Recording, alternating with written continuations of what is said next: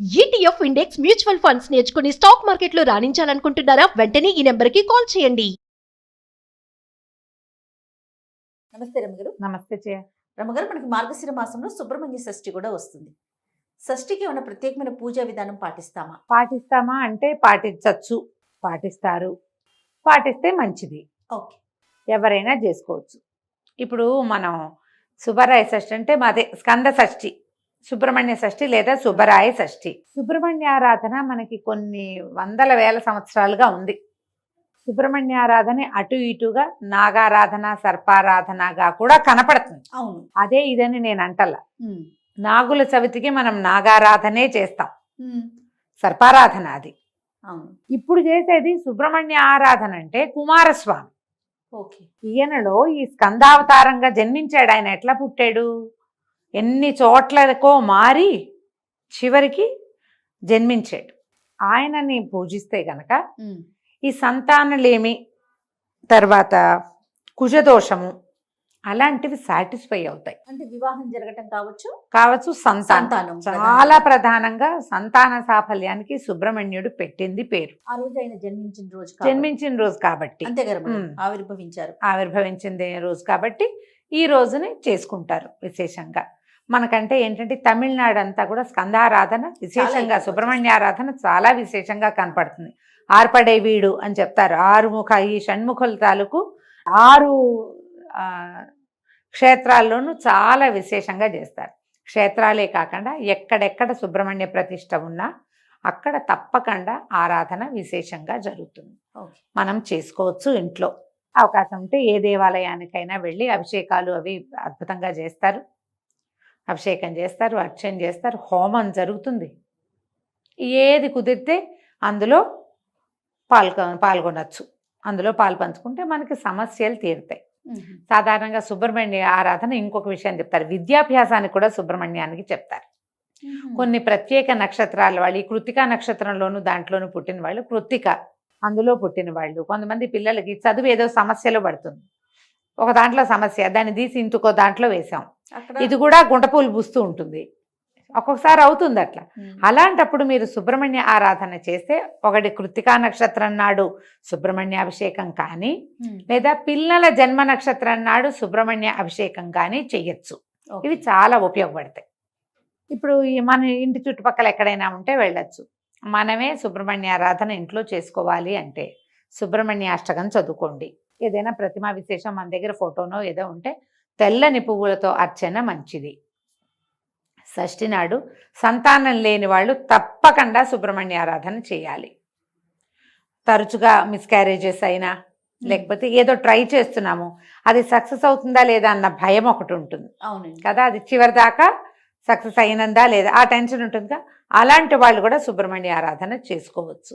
హైరానబడి ఎక్కడికో వెళ్ళొద్దు. దగ్గరలో ఎక్కడైనా దేవాలయం ఉంటే వెళ్ళి దర్శనం చేసుకోండి, తీర్థం ప్రసాదం తీసుకోండి. ఏదైనా అర్చనకు అవకాశం ఉంటే కాసిన డబ్బులు కట్టి ఆ అర్చనో, అభిషేకము, హోమంలోనో ఎందులోనా పాలు పంచుకోండి.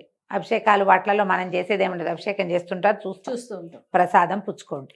ఇది చాలా మంచిది. ఎందుకంటే ఈ సుబ్రహ్మణ్యుడు ప్రత్యేకమైన జన్మ కలిగిన వాడు. వాళ్ళిద్దరు అన్నదమ్ములు కదా, వినాయకుడు, సుబ్రహ్మణ్యుడు. అయితే ఈ వినాయకుడి జన్మ ఎట్లా జరిగింది? అమ్మవారే తల్లి ఒక సున్నిపిండితోటి ఒక బొమ్మను చేసి ప్రాణం పోసింది. తర్వాత తండ్రి గారు వచ్చి శిరస్సు ఖండించిన మళ్ళీ ఆవిడ బతికించుకుంది. ఈ అనేది ఇది. అయితే ఈ శివపార్వతులు ఇద్దరికి వివాహం ఎందుకు జరిగింది? అసలు సతీదేవిగా ఉన్నప్పుడు సంతానం కలగల. తర్వాత సతీ వియోగం సంభవించిన తర్వాత తారకాసురుడు అనే ఒక రాక్షసుడు పుట్టాడు. ఈ తారకాసురుడు వాడు శివ సంతానం చేత మాత్రమే మరణం వచ్చేలాగా ఏర్పరచుకున్నాడు. వరం అట్లాంటిది ఉంది. ఇప్పుడు శివ సంభూతుడైన వాడే తప్పిస్తే ఇంకొకడు ఇవన్నీ చంపలేడు. ఇప్పుడు శివుడేమో విరాగిగా ఉండి ఆయన తపస్సు చేసుకుంటున్నాడు, సతీదేవి లేదు. ఆ సతీ అంశతోటి జన్మించినటువంటి పార్వతీదేవిని ఒకవేళ పరమేశ్వరుడు వివాహం చేసుకుంటే వీళ్ళిద్దరికీ సంతానం కలిగితే ఆ సంతానం ఈ తారకాసురుణ్ణి సంహరిస్తుంది. దానికోసమని ఏం చేశారు? పార్వతీదేవిని రోజు శివుడి దగ్గరికి వెళ్ళేలాగా హిమవంతుడిని ప్రేరేపించి ఏర్పరిచారు. ఈవిడ వెళ్తోంది, ఆయన చూస్తున్నాడు, మాట్లాడు. వైరాగ్యం నుంచి బయటికి రాల. ఈయన వైరాగ్యం పోగొట్టాలంటే మన్మధుడిని ప్రవేశపెట్టారు. ఆ మన్మధుడు ఓ బాణం వేసి బాణాలు వేసి కొట్టేశాడు. మన్మధుడు కొట్టిన తర్వాతే ఆయనకి తెలిసింది తన మనసు చెలించిందని. ఓకే. ఈ ఎదురుగుండా కనపడిన బాలిక మీద తన మనసు నిలిచిందని ఆయనకు తెలిసే వీడెవడో నన్ను కొట్టాడని ఆ కొట్టిన వాడిని కాల్చేశాడు. ఆయన 3వ కన్ను తెచ్చాడు. కోపంతో చూశాడు, కాల్చటం కాదది. 3వ కన్ను ఆ కోపం వచ్చేసరికల్లా 3వ కన్ను తెరుచుకుంది. అందులోంచి వచ్చిన అగ్నితోటి మన్మధుడు దగ్ధమైపోయాడు. కానీ మన్మధుడు వేసిన బాణాలు పనిచేసినాయి. పార్వతీదేవి మీద కూడా పనిచేసినాయి. ఆమె కూడా శివుడి విరహాన్ని తట్టుకోలేకపోయింది. ఎలాగైనా పరమేశ్వరుణ్ణి సాధించాలని ఆమె తపస్సుకు వెళ్ళింది. ఈయన విరాగిగా ఉన్నాడు కానీ అప్పటికి మనసు మారిపోయింది. ఈయన ఇక్కడి నుంచి వెళ్ళిపోయాడు. హిమాలయాల నుంచి మళ్ళీ కైలాసం వైపుకి ఇంకా కొంచెం పైకి ప్రయాణం చేశాడు. తర్వాత సప్తర్షులందరూ కలుసుకుని ఈ హిమవంతుడి పుత్రికని సతీయంశతోటే జన్మించింది కాబట్టి ఆమెను వివాహం చేసుకోమని స్వామిని ఒప్పించి ఆమె తపస్సుకు వెళ్ళిందని ఆ తపస్సుని మళ్ళీ మాన్పించి వీరిద్దరికీ వివాహం చేశారు. వివాహం అయిన తర్వాత ఈవిడేమో అమ్మవారి అంశతో జన్మించింది. ఆయనేమో పరమేశ్వరుడు, జగత్ప్రళయకారకుడు, జగన్నియామకుడు.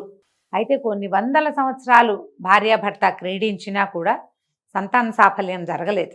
కానీ ఆ శివతేజం విడుదలయ్యే సమయానికి అప్పుడు ఏమనుకున్నారంటే ఈమె ఆదిపరాశక్తి కావటం, ఆయనేమో ఆది పురుషుడు కావటం, వీళ్ళ వల్ల కలిగేటువంటి సంతానం ఇంక ఎట్లా ఉంటుందో, ఇలాగ జరగకూడదు, ఇవి ఆమె వల్ల కలగకూడదు, ఈ సంతానం ఇలా కలగకూడదని భావించి దేవతలు ఏం చేశారంటే ఈ మైథునాన్ని భగ్నం చేశారు. వారిద్దరిని పూర్తిగా కలుసుకొనివ్వల. ఈ అప్పటికే విడుదలైన శివతేజం భూపతనం అయిపోయింది, కిందకు వచ్చేసింది. ఆవిడకి పిచ్చి కోపం వచ్చింది. నేను భరించవలసిన వీర్యాన్ని నేను గర్భధారణ జరగాల్సి వచ్చింది, దాన్ని మీరు చెడగొట్టారు కాబట్టి మీకు ఎవరికి సంతానం లేకుండా పోతుందని దేవతల్ని శపించింది. అయితే ఈ కిందకి వస్తున్నటువంటి శివవీర్యాన్ని ఎవరు దీన్ని భరిస్తారు? అగ్ని మొదట ఆయన వల్ల గాల, భూమి ఆమె వల్ల గాల. అగ్ని దాన్ని తీసుకెళ్లి గంగా నదిలో విడిచిపెట్టాడు. గంగ ఒప్పుకుంది శివవీర్యాన్ని భరించడానికి. ఆమె కూడా శక్తి సరిపోలే, అంత ఆ శక్తిని తట్టుకోవటం ఆమె వల్ల కాల. అది తీసుకెళ్ళి రెల్లు పొదల్లో విడిచిపెట్టింది. మొదట అగ్ని, భూమి, గంగ, రెల్లు పొదలు 4 చోట్లకు వచ్చాడు. అక్కడ శిశువుగా రూపాంతరం చెందాడు ఆయన. అక్కడ శిశువు వస్తే అప్పుడు ఏం చేశారు దేవతలు? కృత్తికలని నియమించి అప్పుడే పుట్టిన శిశువుకి పాలివ్వమని వాళ్ళకి క్షీరం మీరు ఇవ్వాలని కృత్తికలకి చెప్పారు. కృత్తికలు 6. ఈ 6 కృత్తికల దగ్గర పాలు తాగటం కోసం 6 ముఖాల వాడయ్యాడట ఈయన. అందుకని షణ్ముఖుడు. ఇలా పుట్టిన సంతానాన్ని ఎప్పుడైతే ఈయన బాలిక స్వరూపంలో కనపడ్డాడో పార్వతీదేవికి అప్పచెప్పారు. ఆవిడ సంతానాన్ని స్వీకరించింది కానీ గర్భధారణ జరగలేదన్న కోపాన్ని ఆవిడ అణుచుకోలేకే దేవతల్ని అలా చెప్పించి భూదేవిని నీకు అందరూ భర్తలే, నువ్వు నా భర్తది నువ్వు ఎట్లా తీసుకున్నావు, నువ్వు ఎందుకు ఒప్పుకున్నావు కాబట్టి నీకు అందరూ భర్తలేనంది. అందుకని ప్రతి రాజు భూమికి భర్తే, భూభర్త అంటారు రాజుని. అవును. అప్పుడు ఆవిడ కూడా విష్ణువు దగ్గర నుంచి వరం పొందింది. భూమి కూడా అందరూ భర్తలే అంటే నా విష్ణు పృథివీపతి అంటారు. ప్రతి పృథివీపతి ఒక స్థలానికి ఒకడు రాజు అయ్యాడంటే వాడిలో విష్ణువంశం ఉంటుంది. ఆమె విష్ణువుకే భార్యగా ఉంటుంది. రాజ్యం కోల్పోయాడంటే విష్ణువు తొలగి వెళ్ళిపోయాడు ఆ వాడిలోంచి. మళ్ళీ వాడికి రాజ్యం లభించింది విష్ణువంశం ఉన్నట్టు.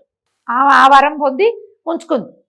భూదేవికి ఏమో అందరూ భర్తలేనని శపించి ఈ సర్వదహకుడికి అవుతావు నువ్వు అని అగ్నిని శపించింది. నీలో ఏది పడితే దాన్ని కాల్చేస్తావు నువ్వు, సర్వదాహకుడు అయిపోమని అగ్నిని శపించింది. అవన్నీ వాళ్ళకి ఉపయోగపడ్డాయి. ఈ వరాలని శాపాలన్నీ వరాలే అయినాయి వాళ్ళకి. దేవతలకు మాత్రం స్వభార్యలయందు సంతానం లేదు. అక్కడికి వెళ్ళిపోయిన కుమారుడు మళ్ళీ పార్వతీదేవి ఒళ్ళోకి చేరాడు. పిల్లవాడు కొంచెం పెరగంగానే కాస్త పెద్దవాడు అయ్యేసరికి తారకాసుర వధ ఆయనతో చేయించారు. ఇన్ని చోట్ల చ్యుతి పొంది మరింత బలశాలిగా మారాడు సుబ్రహ్మణ్యుడు. అన్ని చోట్ల ఉన్న లక్షణాలని తీసుకున్నాడు. ఒకడు పరమేశ్వర తేజం ప్రధానమైంది, అత్యద్భుతమైంది, బలవత్తరమైనది అయిన పరమేశ్వర తేజం అగ్నియందు, భూమియందు, గంగానది యందు, రెల్లు పొద ఇన్ని చోట్లకి మారినా కూడా ఆయన దేనికోసం బయటకు వచ్చాడో ఆ పని పూర్తి చేశాడు. అందుకని ఇలా గర్భస్రావాలు అయిపోయేవాళ్ళు, సంతాన సాఫల్యం లేని వాళ్ళందరూ కూడా ఈ స్కందోత్పత్తిని చదువుకుని స్కందుడికి పూజ చేసుకుంటే అప్పుడు సంతాన సాఫల్యం కలుగుతుంది అని చెప్తారు. సంవత్సరం అంతా ఏదో చేసుకున్నాం అనుకోండి, ఏదో రకంగా దేవాలయాలకి వాటికి వెళ్తారు. ఇలా ప్రముఖమైన రోజులు ఉన్నప్పుడు పర్వదినాల్లో పూజ ఫలితం ఎక్కువ ఇస్తుంది. ఇప్పుడు ఈ దశలో కొన్ని గ్రహాలు అనుకూలంగా ఉంటాయి. ఆయన ఆజ్ఞ చొప్పున ఆయన కోసం చేయబడే పూజ కదా, అప్పుడు ఆ గ్రహాల తాలూకు సమతులన కూడా కొంత ఏర్పడి మనకి సంతాన సాఫల్యం లభిస్తుంది. కాబట్టి విద్యాభ్యాసం కోసం కానీ సంతానం కోసం కానీ తప్పకుండా సుబ్రహ్మణ్య ఆరాధన చేసుకోవాలి. మేము ఈ అవకాశాన్ని బట్టి చేసుకోండి. తెల్లటి పువ్వులు మంచివి. సుబ్రహ్మణ్య అష్టోత్తరం చదువుకోవచ్చు, షోడశోపచారాలు చేసి అష్టోత్తరం చదువుకోవచ్చు. సుబ్రహ్మణ్య అష్టకం చదువుకుంటే ఎంతో బాగుంటుంది. సుబ్రహ్మణ్య కరావలంబ స్తోత్రం ఒకటి ఉంది, సుబ్రహ్మణ్య భుజంగ ప్రయాతం అని ఇంకొకటి ఉంది. మీరు ఏది అవకాశం ఉంటే అది చక్కగా చదువుకోండి. కాస్తంత క్షీరాన్నం చేసి నివేదన చేయండి. ఇంట్లో పిల్లలకి పెద్దవాళ్ళకి పాయసాన్ని వినిమయం చేసుకోండి, దండం పెట్టుకోండి. నమస్తే. నమస్తే జయ.